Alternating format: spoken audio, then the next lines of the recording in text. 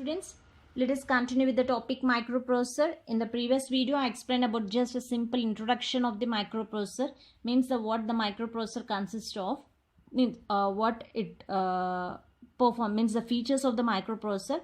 Now let us see what is a microprocessor consist of. Microprocessor typically consists of three parts, means inside the chip you are having the three parts. So one is registers, and another is arithmetic logic unit. We will call it as ALU, arithmetic logic unit. And next, the third one is timing and control unit. Timing and control unit, circuit, or you call it as a circuit. Okay, so these are the three parts that are the microprocessor typically consists of. I said the microprocessor is a single chip. So inside the chip you are having the registers, ALU, and the timing and control circuit. So these three will be present inside the chip.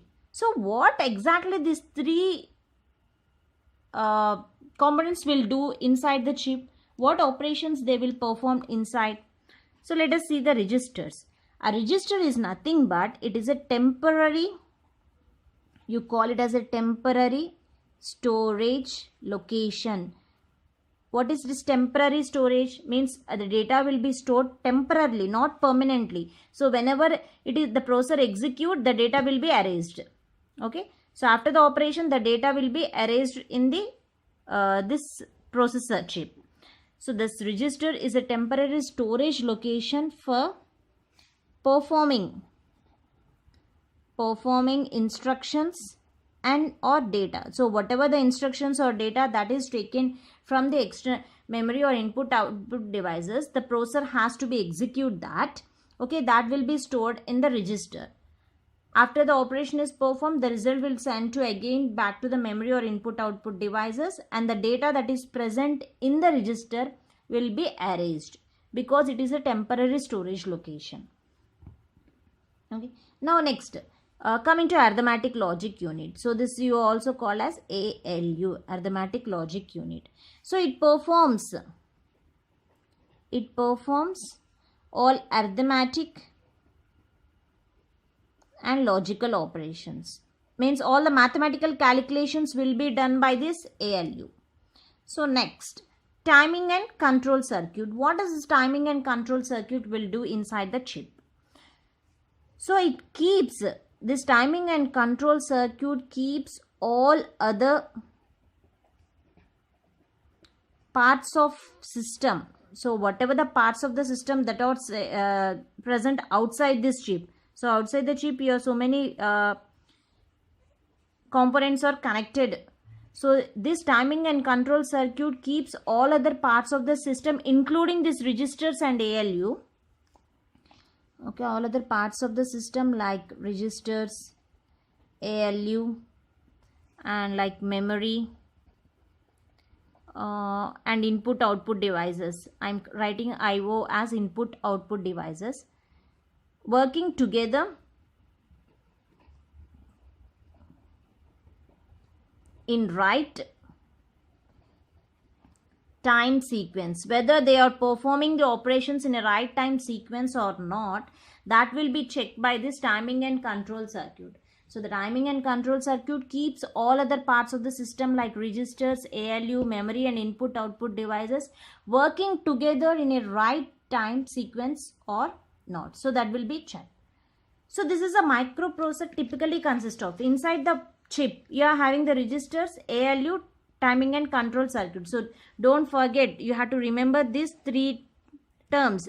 These three terms will be present inside, not outside, inside the microprocessor. So the microprocessor typically consists of only these three parts: registers, ALU, timing and control circuit.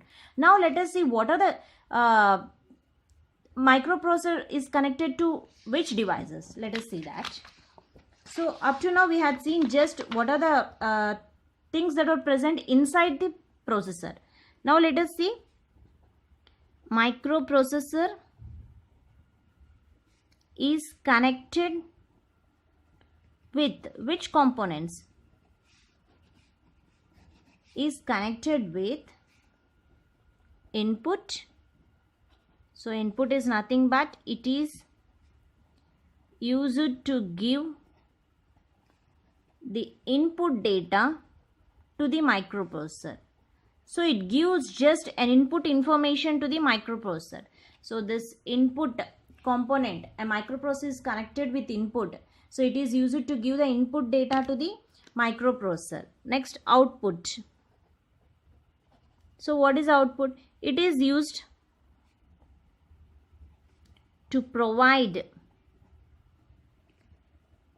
the result, whatever the result that is produced given by the processor. So that result will be displayed on output device. The result of calculation will be displayed on the screen or in the memory, like that. So that is the output.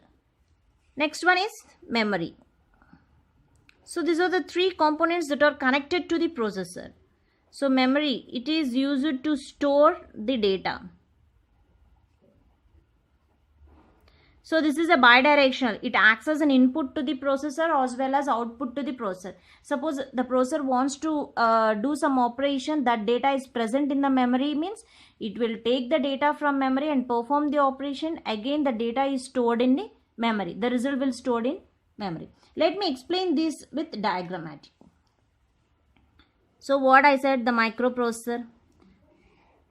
This is a microprocessor. Let us say this is a small chip. It's a single chip. So this microprocessor consists of arithmetic logic unit and registers along with this timing and control circuit. Okay. So these are the three parts that are present inside the microprocessor. And I said a microprocessor is connected with input device. It is connected with input devices and output device. So input is only a single direction, input device. The data is sent to the microprocessor and the result will be sent to the output device. And the memory is a bidirectional, because this acts as an input to the processor as well as output to the processor. Memory unit. So these are the components that are connected to the processor. So this thing you have to be remembered. This is simple. A microprocessor is nothing but a small chip that is present inside the computer. This chip acts as a brain of a computer because it is a processor which performs all the operations in the computer. Means whatever the processing of data, whatever controlling, everything will be done by the single chip. Okay. So that what operations it has to be performed, that will be told by the input devices and the memory unit. So the input devices and memory unit are interrupting the microprocessor to do some operation. Okay. So after the operation is performed, the result will be sent to the output devices or to the memory unit. So this is about this just a simple introduction part of the microprocessor. Thank you.